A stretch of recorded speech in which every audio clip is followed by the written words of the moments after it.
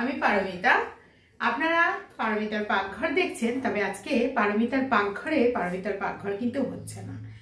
পারমিতার পাকঘরই হচ্ছে, কিন্তু সেটা হচ্ছে একেবারেই তার গ্রামের শ্বশুরবাড়ির রান্নাঘরে। কিরকম তার রান্নাঘর তার টুর আমি অবশ্যই দেব, কিন্তু আজকে আমি নিয়ে এসেছি আমার ব্রাদার ইন লর সাথে একটা নতুন রেসিপি। যে রেসিপির নাম হচ্ছে আপনাদের চেনা পরিচিত, তবে এটা খুবই একেবারে দোকানের মতো রেসিপি। এই রেসিপি হচ্ছে পেটাই পরোটা বা ফাটা পরোটা। কি করে বানাচ্ছি আসুন দেখে নেওয়া যাক।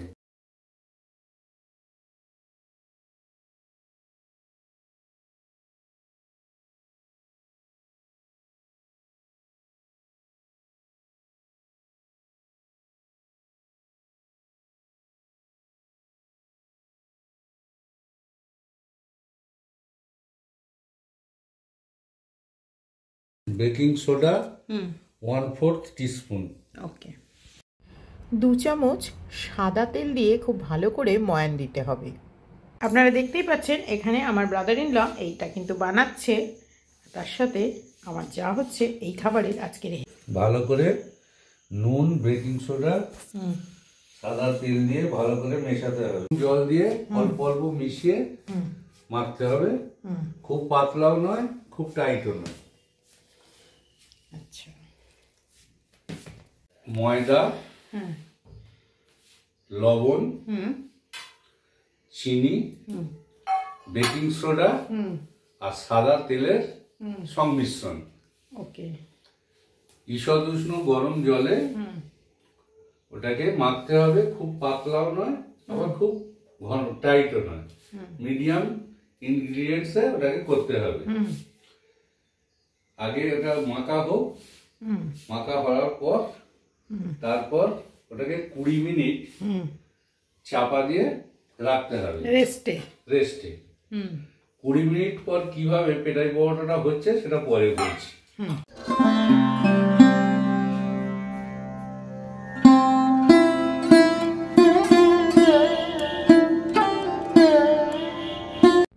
এই যে প্রসেসটা দেখানো হচ্ছে, হাতে একটু তেল নিয়ে ডোটা যে বানানো হয়েছে সেই ডোটাকে থাবড়ে থাবড়ে একেবারে গোল গোল করা হচ্ছে। তারপরে আবার তেল দিয়ে আবার সেই একই প্রসেস মেনটেন করা হচ্ছে। এইভাবে 2 থেকে 3 বার করতে হবে।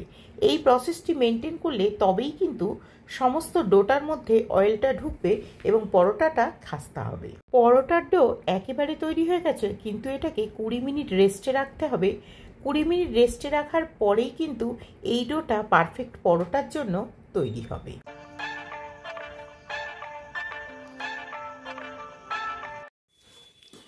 কুড়ি মিনিট পরে এই যে এটাকে আবারও আরেকবার খুব সুন্দর করে মুথে নিতে হবে।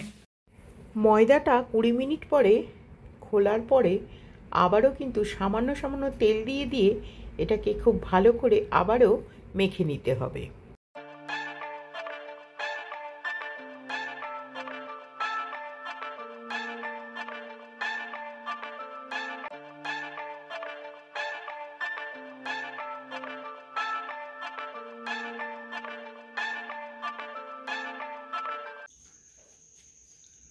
এই যে দেখে নিন, প্রথমে লেচি নিয়ে লেচিকে আঙুলের দ্বারা পাতলা পাতলা যতটা সম্ভব হাত দিয়েই করে নেওয়া হচ্ছে। পেটাই পরোটার লেচি যত বড় হবে পরোটাও তত বড় হবে, আর তার সাথে পরোটাকে অনেক বেশি পাতলা করতে হবে যাতে করে পরোটা অনেক বেশি খাস্তা হয়। পেটাই পরোটার কিন্তু নির্দিষ্ট কোনো আকৃতি হয় না, যে কোনো আকৃতিতেই পরোটাটা বেলে নিয়ে পাতলা হয়ে যাবার পরে ওপর থেকে সামান্য একটু সাদা তেল ভালো করে বুলিয়ে নিয়ে ইভেনচুয়ালি আপনাকে প্রতিটা সাইডেই গুঁড়ো ময়দা কিন্তু ছড়িয়ে দিতে হবে। তারপরে শিশুকালে আমরা যখন সে হাত পাখা বানাতাম কাগজ দিয়ে, ঠিক সেরকমই একই প্রসেসে পরোটাকে একবার সোজা এবং একবার উল্টো করে ভালো করে এইভাবে কর্নার টু কর্নার টাইট করে বেঁধে নিতে হবে। পেটাই পরোটা অনেক ধরনের কিন্তু ফোল্ডিং হয়। একটা ফোল্ডিং আপনারা অলরেডি দেখেছেন, আরেকটা ফোল্ডিং কি করে বানাতে হবে তার জন্য ঠিক একই প্রসেসে প্রথমে লেচিকে নিয়ে লেচিকে যতটা সম্ভব টেনে টেনে একেবারে পাতলা পাতলা বানানো হচ্ছে। ঠিক একইভাবে পাতলা করে বেলে নেওয়ার পরে দিয়ে দেওয়া হচ্ছে গুঁড়ো ময়দা। এবারে দেখুন সেই নতুন প্রসেসটি, প্রথমে এটিকে হাফ করে নেওয়া হলো, এবারে দেখুন এই কোণটা দিয়ে গোল গোল করে মুড়ে নেওয়া হচ্ছে, ঠিক যেন দেখতে আইসক্রিমের কোণ। দেখুন একদম আইসক্রিমের কোণের মতন তৈরি করা হলো। এবারে হাতের চাপ দিয়ে আবারও এটাকে এরকমভাবেই বসিয়ে দেওয়া হলো, টুকুস টুকুস তৈরি হয়ে গেল, আবারও জল কাপড়ের ভেতরে ঢাকা দিয়ে রাখা হলো। তাওয়ার সাইজ যতটা হবে পরোটাও কিন্তু ততটাই হবে, এবং তাওয়াকে খুব ভালো করে গরম করতে হবে। পেটাই পরোটা কিন্তু আগে থেকে বানিয়ে রাখা যায় না, তাওয়া যত গরম হবে তত সাথে সাথে কিন্তু পরোটা বেলতে হবে এবং একটি একটি করে ভাজতে হবে। যারা এখন অবধি আমার সাথে আছেন অবশ্যই চ্যানেলটিকে সাবস্ক্রাইব করে বেল আইকনটা বাজিয়ে রাখবেন। আপনারা অলরেডি থাম্বনেলে দেখেই নিয়েছেন যে পরোটা প্রায় বিনা তেলেই তৈরি হবে, তাই এটাকে প্রথমে সেঁকে নেওয়া হচ্ছে বিনা তেলে। পরোটার দুপিঠটা ভালো করে সেঁকে নেবার পরে কয়েক ড্রপ তেল দিয়ে এটা কিন্তু ভেজে নেওয়া হচ্ছে।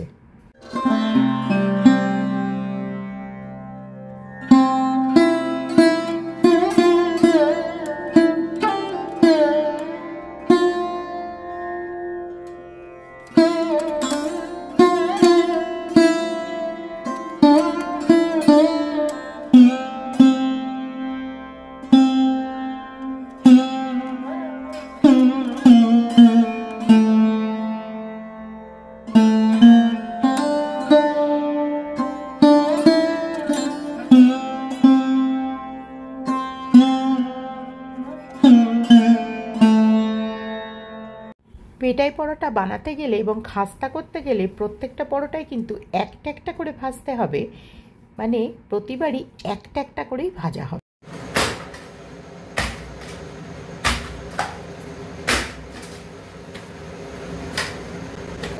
এবারে পরিবেশনের পালা। পরিবেশন করা হচ্ছে ঠিক দোকানের মতন, যেরকম ঘুগনি দিয়ে দেওয়া হয়, ঘুগনি এবং পেটাই পরোটা।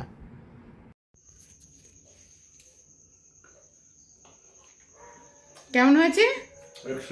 এক্সেলেন্ট হয়েছে। তাহলে আমি আশা রাখবো আপনারাও এরকম প্রসেসেই বানিয়ে নেবেন আমাদের আজকের রেসিপি পেটাই পরোটা।